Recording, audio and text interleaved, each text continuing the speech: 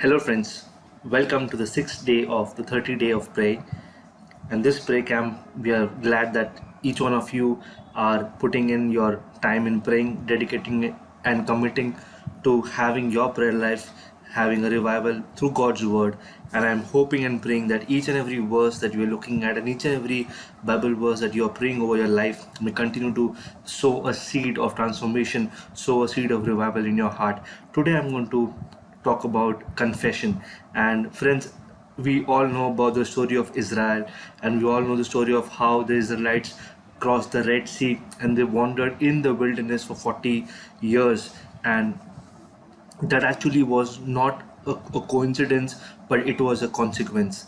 It was the 40 years was not a coincidence, it was a consequence of unbelief. And we know about the story and we can look it up. And this story, for 40 days the spies, they went into the promised land, and for 40 days they surveyed the land, and after 40 days they were not believing the word of God, and instead they looked at their circumstances. They were magnifying their circumstances instead of the word of God. And one of the biggest things in praying, especially when we have to take possession of the very promises of the Lord, we need to believe in God's word. Believing in God's word is very, very, very important, and without it, we will never be able to achieve or never be able to stand in the gap and pray for our brothers and sisters. So, friends, one of the first and biggest verses that I want to share is from the book of Hebrews. Let's look at Hebrews chapter 3 verses 1. And Hebrews chapter 3 verses 1, it says, "Therefore, holy brethren, partakers of the heavenly calling, consider the apostle and high priest of our confession, Jesus Christ." And let's also look at Hebrews chapter 3, the same chapter, verses 16 to 19. Now 16 to 19 actually talks about the failure of these people, these Israelites in the wilderness. And it says, "For who having heard they rebelled, indeed was it not all who came out of Egypt led by Moses? Now with whom was God angry for 40 years? Was it not with those who sinned, whose dead bodies fell in the wilderness? And to whom did he swear that they would not enter his rest, but to those who did not obey?" So we see that they could not enter in because of their unbelief. Friends, do you see the connection and the relationship between unbelief and disobedience? Rather than so unbelief, disobedience, rebellion, they all are part of the same thing of what the Israelites did. They did not believe in God's word, first and foremost. Second, among the spies there were two, Joshua and Caleb, who gave the good report, who gave the report by faith, and they saw the same thing that the other spies saw. But what they saw, what they interpreted, what they saw was the difference in their confession. So, friends, when we read the Bible, when we read the Word of God, we need to come in believing and knowing that irrespective of our circumstances, our confessions need to be based on the Word of God. Irrespective of our circumstances, our confessions need to be based on the word of God, and we need to believe more in God than our circumstances. And friends, when we look at praying the word of God, we know that we have to pray God's word back to him. We have heard it and we have done it, but when it comes to the time when we are not praying, friends, it's very important that we should never ever cancel out what we speak on the time when we are not praying. Because when we are praying, we may use the word of God and pray, but the moment we stop praying, the moment we say amen, after that we may wonder and we may tend to look at the circumstances instead of standing and holding fast onto the confessions of our faith. Let us read Hebrews chapter 10 verses 19. It's actually a big para, but I would like you to read Hebrews chapter 10 verses 19 all the way to 39. But I'll just read one verse, and that is this. Verse 19, "Therefore, brethren, having boldness to enter the holiest by the blood of Jesus, by a new and living way which he consecrated for us through the veil that is his flesh, and having a high priest over the house of God, let us draw near with a true heart in full assurance of faith, having our hearts sprinkled from an evil conscience and our bodies washed with pure water." Verse 23 is the verse that I want to share with you, and that is, "Let us hold fast the confession of our hope without wavering, for he who promised is faithful." Keep repeating this word. Every single time the enemy will attack you, every single time the circumstance will try to become bigger and try to become a mountain, let us hold fast to the confession of our hope. God is the God of hope. So when we hold fast to the confession, we hold fast without wavering, for he who promised is faithful. Friends, it's beautiful when you start looking at the word of God in light with the circumstances. And I want to tell you one thing: never mix fear with words in praying and otherwise. Never mix fear with the word that you say. Never mix fear in any kind of praying words, or anytime in even in praying. Do not mix that fear. The moment you start mixing fear with your praying, you are canceling out your own authority. And keep on repeating the words throughout, even though you're not praying, in irrespective whether you're praying or not. Let the word be something that you keep repeating and meditating over and over again.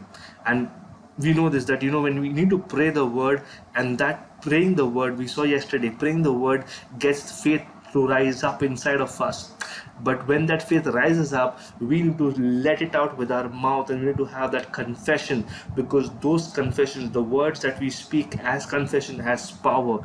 That's the reason why I said hold fast to the confession of faith and leave all your problems to God.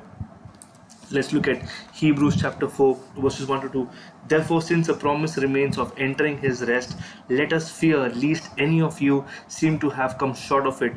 For indeed the gospel was preached to us as well as to them, but the word which they heard did not profit them, because it did not mix the words with faith.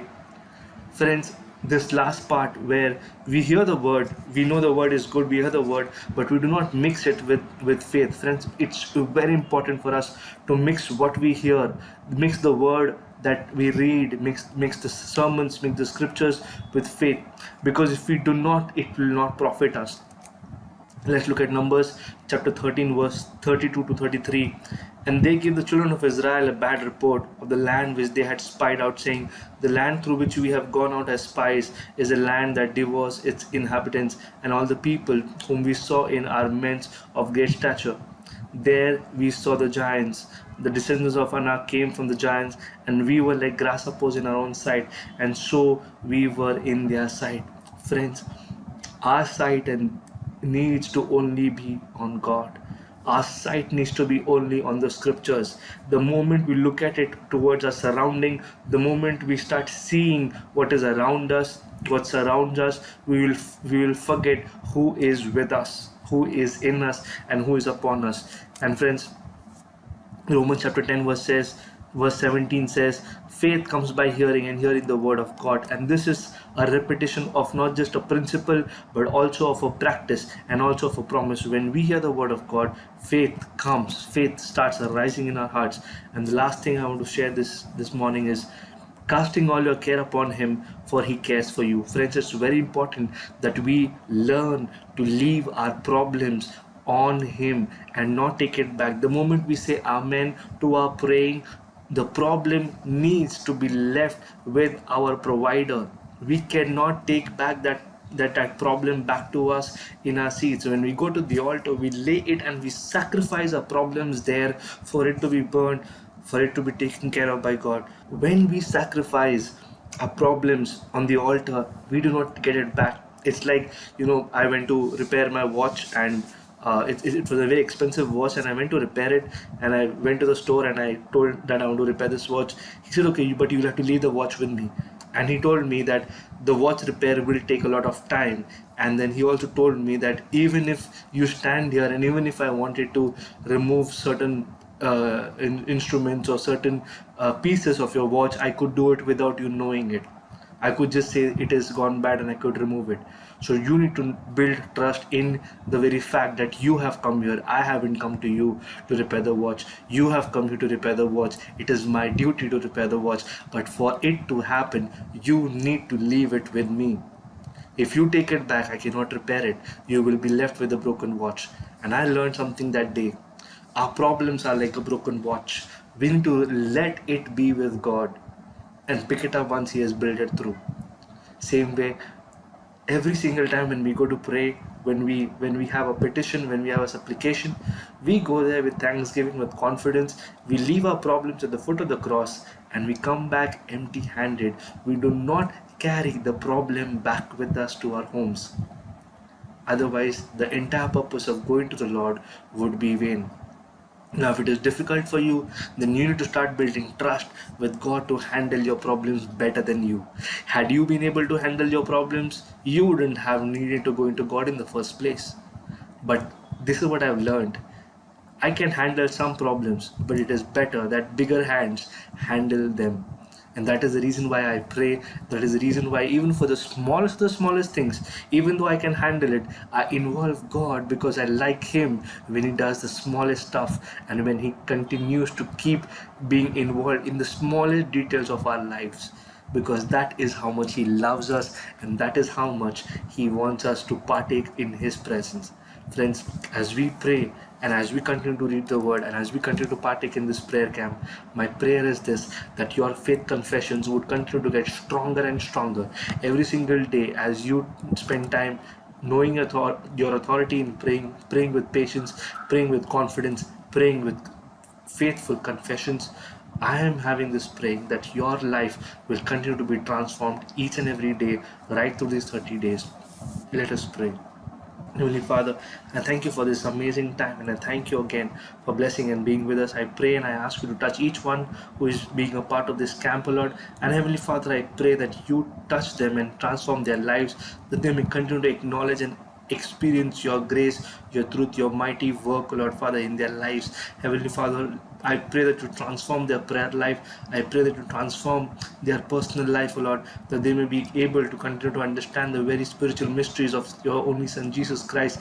And Heavenly Father, that they may be able to rejoice in the fact that you are an ever present hope and presence in their life, and the power of the Holy Spirit may continue to overpower them and continue to be with them, counseling and comforting them and taking care of all their needs and leading them in the paths of righteousness. This I pray in the mighty matchless name of our Lord and Savior Jesus Christ. Amen.